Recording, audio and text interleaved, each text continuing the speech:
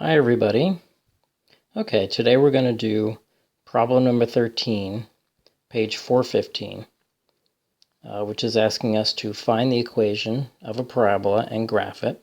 And they told us that the focus is 0, 2, and the directrix is x equals 2. Okay, so I've already gone ahead and drawn the focus. There it is right there, 0, 2. And the directrix right there, x equals 2. It's a vertical line. Okay. Now here's that little graph I made in class. Right? How do I know this is a left or right parabola? Well, I know that if I have a vertical directrix, it's got to be left or right. Okay, if you look at the picture in class of the up and down parabola, okay, the directrix was horizontal. Here I have a vertical directrix, so we know this is left or right. And actually, I can even tell that this is a left pointing parabola, right? The parabola does not cross the directrix, right? The directrix is on one side of the parabola. So this parabola is on one side, and there's the focus. The focus is on the inside of the parabola. So you should be able to visualize the parabola. It's coming in here. It's going in between the directrix and the focus, and then it's going back out again. Okay? So that's what the parabola looks like, right like that. All right? So our first goal is to figure out the equation of that parabola, and then we can graph it just by plugging in points. Okay, so how do we do that? Well, let's go back to this diagram. Do you notice that the vertex is the same distance from the directrix as it is from the focus? Okay, so what point is directly halfway between the directrix and the focus in this case? I'll use purple. It's the point 1, 2, which I just drew right there. So we know that the vertex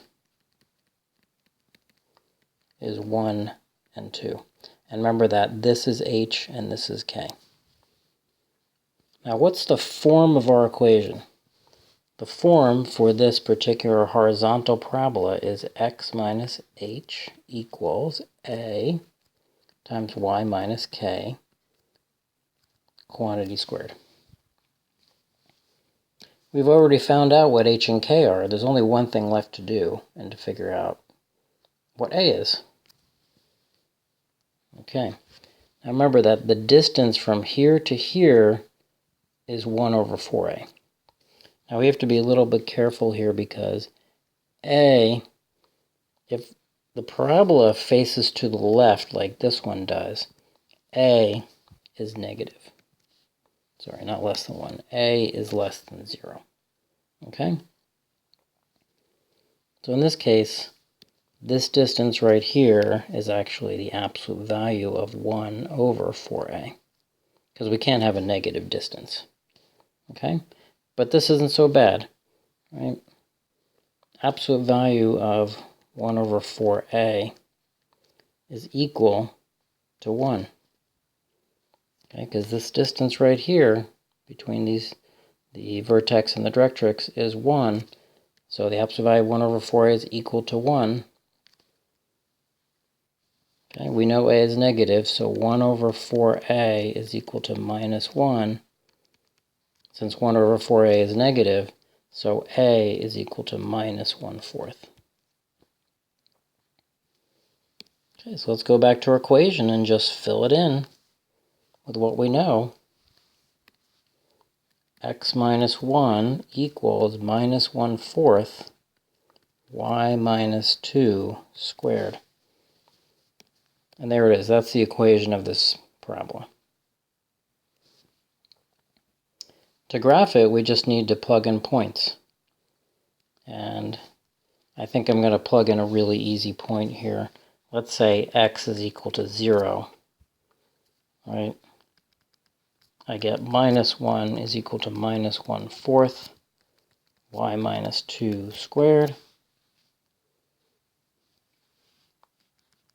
Therefore, y minus 2 is equal to 4.